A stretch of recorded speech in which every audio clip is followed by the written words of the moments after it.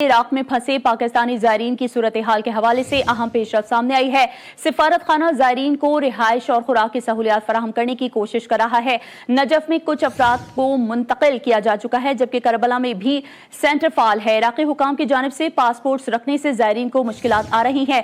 मसले के हल के लिए सिफारत खाना मुसलसल कोशिशों में मसरूफ है। इराक़ी हुकूमत भी ज़ायरीन से ताउन कर रही है। इराक़ी हुकूमत से पाकिस्तानी ज़ायरीन के पासपोर्ट्स की वापसी की कोशिश भी जारी है। अहम खबर से अपने नाज़रीन को आगाह कर रहे हैं। इराक में फंसे पाकिस्तानी ज़ायरीन की सूरत हाल के हवाले से अहम पेशरफ्त सामने आई है। सिफारत खाना ज़ायरीन को रिहाइश और खुराक की सहूलियात फराहम करने की कोशिश कर रहा है।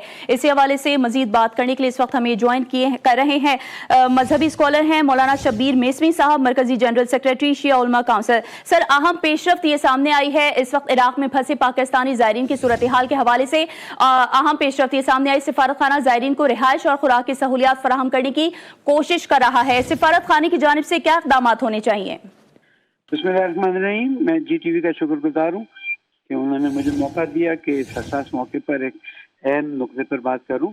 देखिए, 28 तारीख के बाद ही सूरत हाल कुछ ऐसी हुई थी कि हमारे ज़ायरीन इराक में फंसे हुए थे और अल्लामा सलीम नकवी साहब की तरफ से हम कोशिशें कर रहे थे कि उनको वापस लाया जाए। इस मामले में जनाब ताहिर अशरफी साहब ने हमारे साथ कोऑपरेट किया और his excellency Pakistan ambassador to Iraq Zeeshan Ahmed sahab ने और आफ्ताबुल्लाह साहब ने और उनकी पूरी टीम ने फ़ौरन ज़ायरीन से रब्ता करना शुरू किया। 3 टेलीफोन नंबर्स दिए जो 24 आवर्स खुले थे। और इस वक्त की अपडेट ये है कि सबसे बड़ा प्रॉब्लम यह है कि इराक में जो हमारे ज़ायरीन के पासपोर्ट एयरपोर्ट्स पे और पोर्ट्स पे ले लिए जाते हैं, उनको लेना था, जिस पर बहुत मेहनत की गई है, अभी भी कोशिश की गई है। और कुछ ज़ायरीन अल्हम्दुलिल्लाह सऊदी अरब उम्रा वीज़ा पे निकले हैं। अब सऊदी हुकूमत के साथ ट्रांजिट वीज़ा की कोशिश की जा रही है। कुछ ज़ायरीन को उनकी अपनी ख्वाहिश पर ईरान के थ्रू जाने की वो करवा ली, जो निकल भी गए। मेरे ख्याल में 25 या 28 लोग गुजर गए। इस वक्त नजफ में एम्बेसी की तरफ से कुछ रिहाइश और खाने पीने के इंतजाम किए हुए। जो करबला में सेंटर है उसमें तो अभी किसी ज़ाहिर ने रुजू नहीं किए। और एक न्यूज़ चली कि जनाब हमारे ज़ाहिर फंसे हुए हैं और 480 लोग हैं। फर्स्ट ऑफ ऑल 480 लोग नहीं, अब 300 या 350 के करीब हैं। मौलाना मुजीब मैसमी हमारे डायरेक्ट राब्ते में नजफ और करबला से, और अल्लामा सलीम नकवी साहब की तरफ से हम पूरी कोशिश कर रहे हैं और एम्बेसी इस वक्त भरपूर ताउन कर रही है। अभी मुझे बताया गया कि सऊदी अरब में भी पाकिस्तान एम्बेसडर जो हैं राब्ते में, कोशिश ही की जा रही कि इंशाल्लाह ज़ायरीन को सऊदी अरब के ज़रिए पाकिस्तान की ज़्यादा सेफ साइड भेजा जाए।